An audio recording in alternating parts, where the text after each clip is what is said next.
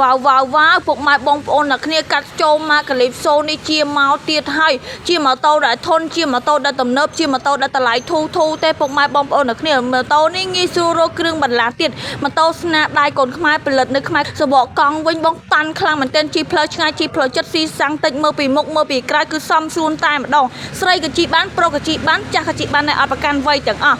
បងណាដែលគាត់ចង់ទិញលុយសុទ្ធឬមួយចង់បងរំលោះក៏បានដែរ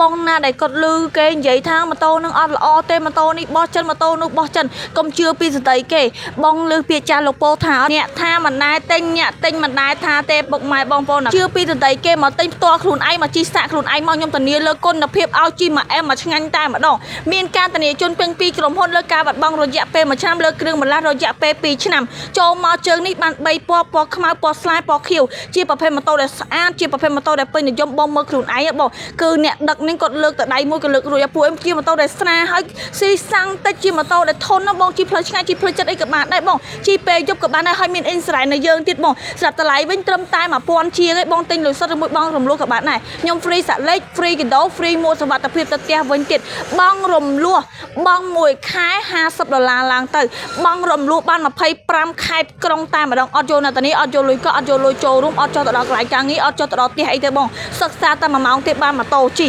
បងដែលគាត់ធ្លាក់មកហាង2ហាង3ហាងអាចជួយបានបងដែលគាត់ស៊ីថ្ងៃស៊ីខែក៏អាចបងរំលោះបានដែរបងដែលគាត់ចង់ដឹងព័ត៌មានច្បាស់ជាងនឹងឆាតចូលពេកតាម Telegram